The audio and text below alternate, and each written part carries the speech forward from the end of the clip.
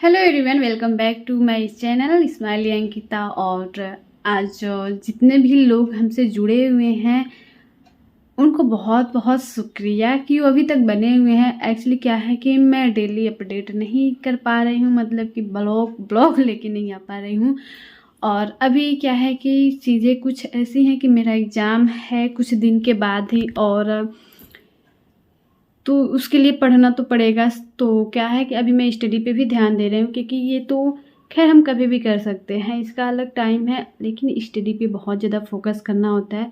और बीच में कुछ टाइम पीरियड तक मैं स्टडी से काफ़ी दूर रही बिल्कुल ही। तो अभी का क्या है कि थोड़ा सा बिजी शेड्यूल है, तो आप लोगों के लिए ब्लॉग भी नहीं आ पा रहा है। साथ ही साथ में मैं आप सबसे उम्मीद करती हूँ कि आप लोग अपना आशीर्वाद देंगे कि मेरा जो पेपर है जिसकी तैयारी मैं कर रही हूँ बहुत अच्छे से हो जाए। एंड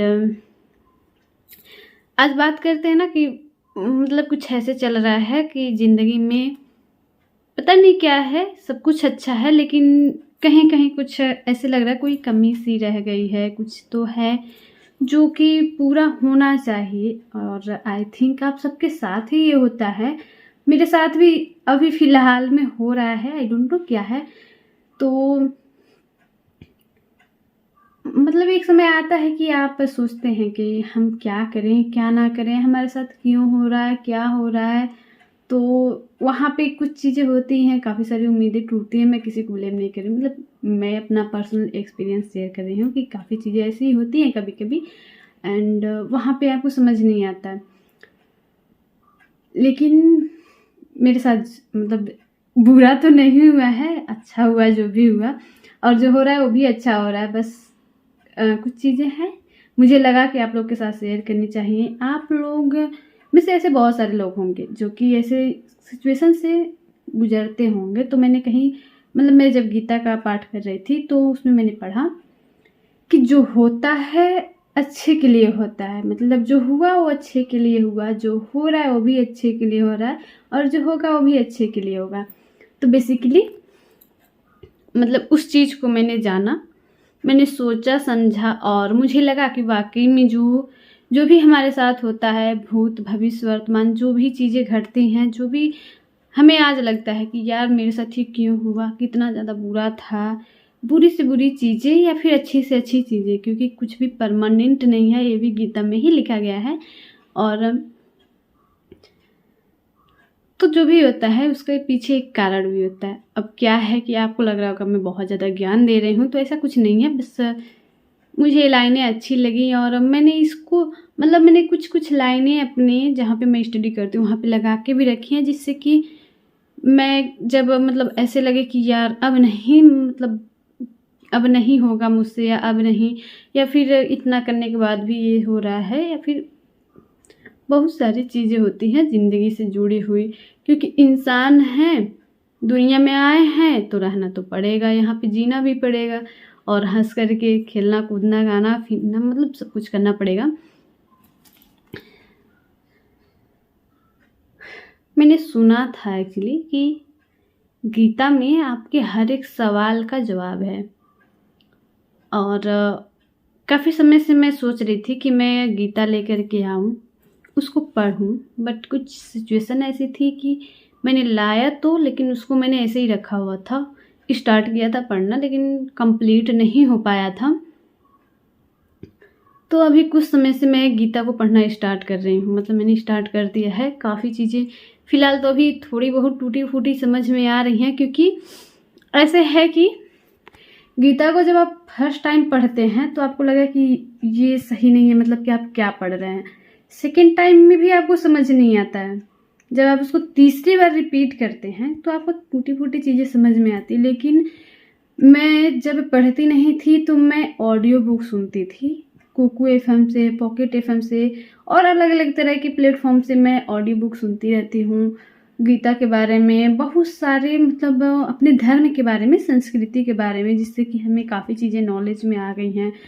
काफ़ी ज़्यादा अच्छा लगता है सुन करके, और इससे हमें दुनिया के बारे में भी पता चलता है, रिश्तों के बारे में, रिश्तों की अहमियत, उनकी सच्चाई, इस दुनिया के बारे में कि उनमें मतलब सामंजस्य कैसे बिठाना, एक तरह से कह सकते हैं। तो हम अपने जो हम कह सकते हैं कि अपनी ज़िंदगी में हम हर एक परिस्थिति में हम कैसे खुद को शांत रखें, खुद को मोटिवेट रखें, सुख दुख हर एक परिस्थिति में कैसे अपने आप को एक बराबर रखें, ये सारी चीज़ें हमें गीता से समझ में आती है। बेसिकली आज मैं बात गीता पे इसलिए कर रही हूँ क्योंकि मुझे मेरी ज़िंदगी का, कह सकते हैं कि मेरी ज़िंदगी का जो सबसे बड़ा ज्ञान है वो गीता से मिला।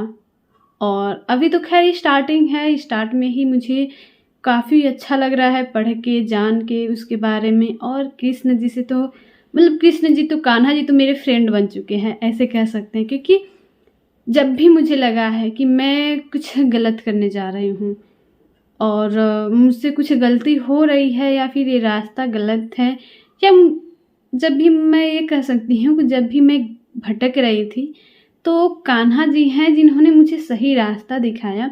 और कहते हैं कि आप भगवान जी को जिस रूप में एक्सेप्ट करते हो आपको उसी रूप में मिलते हैं। तो मैंने कान्हा जी को अपने फ्रेंड के रूप में माना है, राधिका जी को अपनी सखी बनाया है, तो वो लोग मेरे साथ उसी रूप में रहते हैं, प्रत्यक्ष नहीं। हाँ, मतलब बिना देखे हुए भी मुझे अनुभव होता है, ये महसूस होता है कि कोई तो है जो मेरे साथ लगातार बना हुआ है और मतलब कि मैं भटक नहीं पाती हूँ।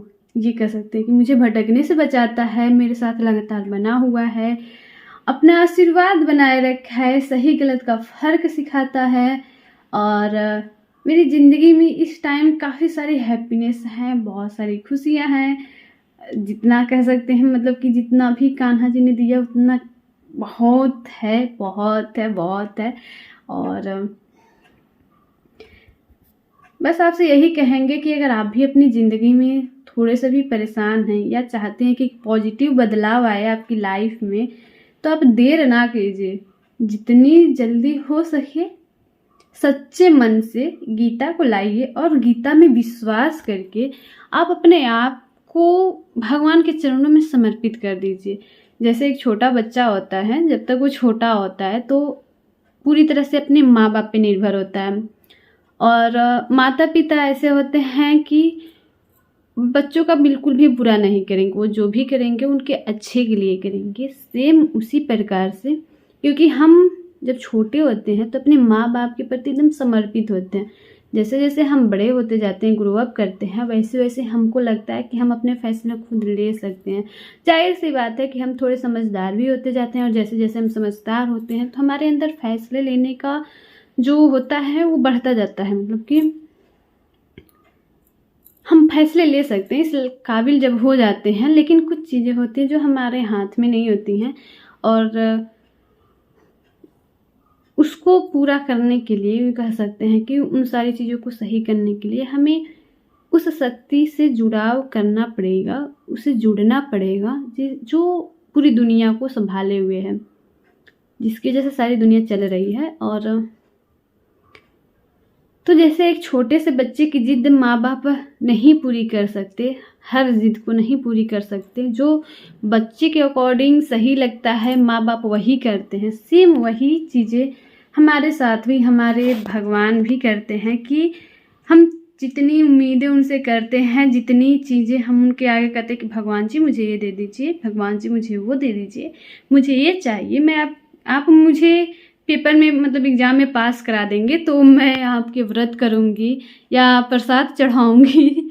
ऐसी काफ़ी सारी चीज़ें मैंने भी बचपन में करी हैं, ठीक है, तो सब लोग करते हैं। लेकिन जब तक ऐसी चीज़ें होती हैं तो हम उम्मीदें लगाते हैं, और जहाँ पे उम्मीदें होती हैं, जब उम्मीदें टूट रही हैं तो वहाँ पे दर्द भी होता है। तो बिना किसी उम्मीद के आप कोशिश कीजिए कि आप जब भी जुड़ाव लगाते हैं, जुड़ते हैं किसी से, चाहे वो इंसानी तौर पे हो, मतलब भौतिक रूप से हो या मानसिक रूप से हो, मतलब कि चाहे आप भगवान जी से जुड़ रहे हैं या किसी इंसान से जुड़ रहे हैं, तो आप कोशिश कीजिए कि बिना किसी उम्मीद के निस्वार्थ भाव से, सेवा भाव से जुड़िए। और वहाँ से ही आपकी लाइफ में चेंजेस आने लगेंगे, चेंजिंग आ जाएगी। आप महसूस करेंगे खुद ही कि आपके अंदर बहुत ज़्यादा पॉजिटिविटी आ जाएगी। आप हमेशा अपने आप को एनर्जेटिक महसूस करेंगे, आपके अंदर से आपको लगेगा कि मतलब और ही ज़्यादा तेज़ निकल रहा है। काफ़ी सारी चीज़ें आपकी ऐसी यूं ही चुटकियों में आसान हो जाएंगी। काफ़ी सारी चीज़ों का हल आपको मिल जाएगा। और सबसे बड़ी बात कि आपको जीवन जीने की कला आ जाएगी। और बस शायद मुझे वो कला थोड़ी बहुत आ चुकी है, तो मैंने सोचा आप लोगों के साथ शेयर करूं। और वीडियो में लास्ट तक बने रहने के लिए आप सबका बहुत ज़्यादा शुक्रिया। इसके साथ ही मैं कोशिश करूँगी कि डेली का एक ब्लॉग लेकर के आ जाऊँ, छोटा सा ही सही, लेकिन आप लोगों के लिए लेकर के आ जाऊँ। आपने इतना ज़्यादा प्यार दिया अपना, उसके लिए आपका बहुत ज़्यादा शुक्रिया। मिलते हैं नेक्स्ट ब्लॉग में, तब तक के लिए अपना ख्याल रखिएगा। नमस्ते, राधे राधे, टेक केयर।